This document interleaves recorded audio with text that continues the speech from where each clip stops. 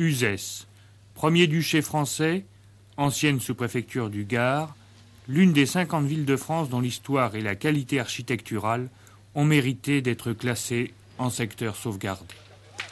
Une ville du Sud où l'on vit à son rythme et dont la taille permet encore de s'y sentir à l'aise et de s'y côtoyer.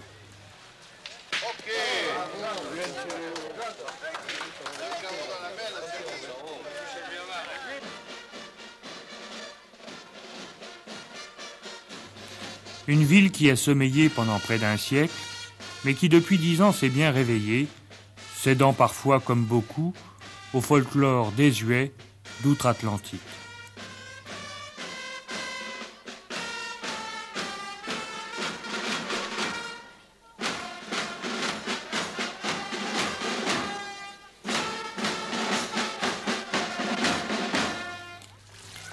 La ville ancienne est l'une des plus belles du pays. Son évêché, son duché, ses palais, ses rues, ses voûtes et ses places révèlent un passé riche, très riche. Mais un passé qui avait grand besoin d'être retrouvé, comme l'explique le maire d'Uzès, M. André Rancel. Le secteur sauvegardé pour nous, ça a été quelque chose d'excellent parce que ça nous a permis de rénover la vieille ville. Nous avions d'ailleurs, comme vous avez pu le constater, des maisons qui s'étaient écroulées il y a quelques années et il fallait bien faire quelque chose.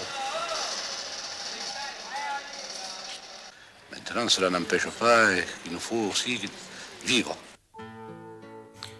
Regardez Uzès.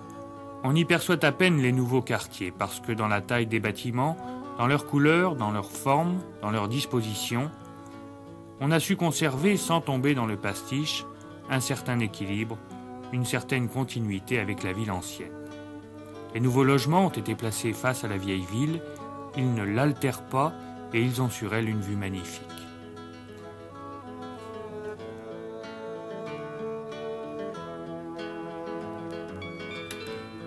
Pour les équipements collectifs, on a procédé à Uzès avec autant de soin.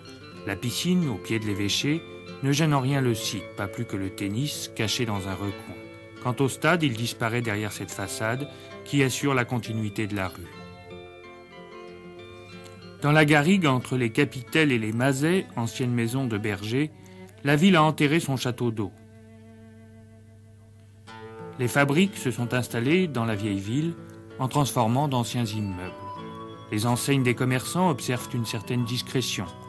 Et la commune a su préserver, malgré les convoitises et les pressions, une vaste zone non édificandie, espace public et lieu de promenade privilégié des Uzéciens et des Nîmois. Le plan d'urbanisme dit zone non édificandie. Lorsqu'on nous présente des permis de construire dans cette zone, automatiquement c'est refusé. Maintenant, il y en a qui ne demandent pas de permis de construire. Ça s'est produit actuellement, une enquête est menée et nous en verrons les résultats, quoi. Pour que vous puissiez vous opposer à tout ça, il vous faudra un plan d'occupation des sols. Bien, actuellement, on a un plan d'urbanisme qui quand même règle le secteur et en même temps, on a un plan du secteur sauvegardé qui là est impératif. Maintenant, nous allons avoir certainement, à partir de l'année prochaine, un plan d'occupation des sols. Pourquoi c'est si tard que ça? Bien, vous savez que c'est une question de crédit.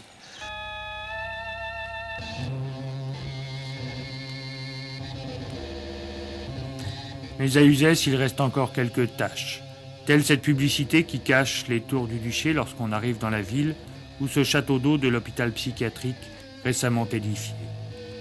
L'hôpital psychiatrique est départemental. On a exigé que dans un établissement comme ça, il y ait un château d'eau pour reconnaître que c'est pas un chef-d'œuvre. Vous n'avez pas demandé qu'il soit enterré, comme celui d'ailleurs que vous avez fait dans la colline là? Eh bien oui, mais vous savez, nous on n'était pas partie prenante. La ville n'avait rien à voir. Nous avons acheté le terrain et puis on l'a donné à l'administration qui c'est chez vous, a construit. Et oui, mais vous savez, l'administration, elle fait... Il y a d'autres choses qui n'ont pas été tellement belles que ça. Le truc de l'électricité, même la poste sur la esplanade. Mais on avait demandé quelques modifications du permis, l'architecte municipal, mais on n'a pas tenu compte. Il y a aussi le lycée. Quelle histoire! Pendant que l'État consacre des sommes énormes pour restaurer la vieille ville, il vide peu à peu Uzès de sa substance et de sa vie. La dernière idée de l'administration, c'est de fermer le lycée. quand même insensé de penser que on dit que nous avons un cadre harmonieux et on veut nous enlever une parcelle de cet harmonieux. Bien sûr, oui. Alors là, on ne peut pas être d'accord. Enfin, rien n'est perdu. Non, parce qu'on lutte, se battra, mais on enfin, c'est quand même pénible de se on se battre bat. pour son dû. Et on verra ça. Qu'est-ce qui se passerait si le lycée était fermé? Pour la ville, c'est quelque chose. Le lycée d'Uzel, il a toujours existé et c'est quelque chose qui serait malsain. Maintenant, ça obligerait tous les enfants à aller à Nîmes ou à Bagnoles, vous voyez. Et quand même, pour notre vie économique de tout l'usage et de l'usage, ça ferait un grand coup. C'est toujours pareil, vous voyez, on vous dit les petites villes, il faut les faire vivre. Mais on a supprimé la sous-préfecture à Uzel, on a supprimé la conservation des hypothèques, on veut supprimer le lycée. Maintenant, on veut transférer le capitaine de la gendarmerie, le commandement de la compagnie de gendarmerie du secteur d'Uzel à Bagnoles. Alors petit à petit, on nous déshabille. Et c'est contre ça que nous luttons et que nous essayons. Mais vous savez, c'est difficile. Parce que l'administration, elle est souvent pas trop là pour nous aider. Oui, ces communes ont besoin d'être aidées à vivre et à croître. Et ce n'est sûrement pas en faisant des musées qu'on y parviendra.